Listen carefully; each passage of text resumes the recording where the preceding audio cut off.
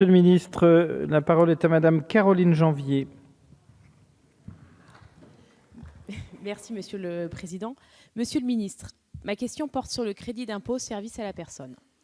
Monsieur le ministre, occulté par le débat médiatique autour de l'augmentation de la CSG, des mesures fortes contribuant au pouvoir d'achat de nos aînés doivent être ici clairement défendues et mises en avant.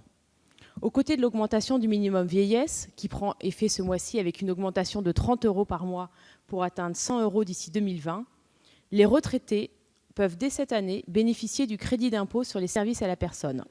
Celui-ci, ouvert suite à des dépenses engagées pour l'emploi d'un salarié à domicile, permet de déduire la moitié des frais engagés de l'impôt sur le revenu, dans la limite d'un plafond qui varie entre 12 000 et 20 000 €.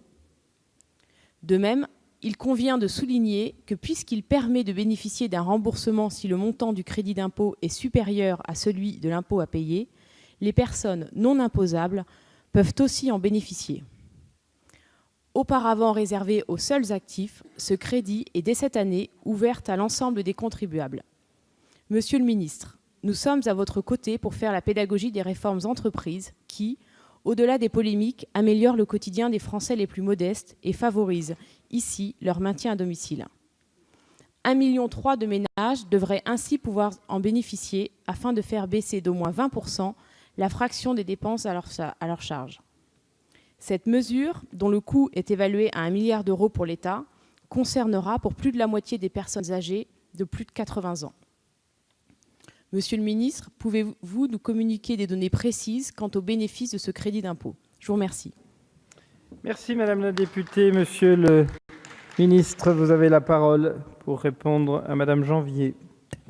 Merci Monsieur le Président. Madame la députée Janvier, vous avez eu raison de rappeler les mesures prises en faveur de nos aînés, et notamment des plus fragiles, d'abord avec l'augmentation du minimum vieillesse, plus exactement l'allocation de solidarité pour les personnes âgées de 30 € par mois depuis le 1er avril, 35 € l'année prochaine, 35 € l'année suivante, pour atteindre 900 € et ainsi connaître une augmentation de 100 € par mois, ce qui sera une des revalorisations les plus importantes jamais intervenues en la matière. Vous avez aussi souligné le fait que, avec l'adoption du budget pour 2018, a été élargie l'éligibilité au crédit d'impôt pour l'emploi de particuliers aux retraités. Et il faudrait ajouter, pour compléter les éléments de votre question, que cet élargissement aux retraités a aussi été l'occasion d'un élargissement aux personnes en situation de handicap qui jusqu'à présent n'étaient pas éligibles à ce dispositif. Ce sont 1,3 million de ménages qui vont pouvoir intégrer ce dispositif, et cela représente pour l'État un effort d'environ 1 milliard d'euros, comme vous l'avez rappelé, puisque le crédit d'impôt sera ainsi remboursé aux ménages avec la possibilité d'un remboursement positif lorsque l'impôt payé est inférieur au montant pouvant être déduit, et vous l'avez décrit dans votre question. C'est une fierté pour le gouvernement, et je crois que ça doit être une fierté pour la majorité d'avoir voté une mesure qui permet de conforter l'emploi à domicile, de conforter l'emploi dans tous nos territoires et de donner les moyens aux personnes âgées, aux couples de retraités, comme aux personnes en situation de handicap, qui en auraient besoin d'avoir accès à cette mesure.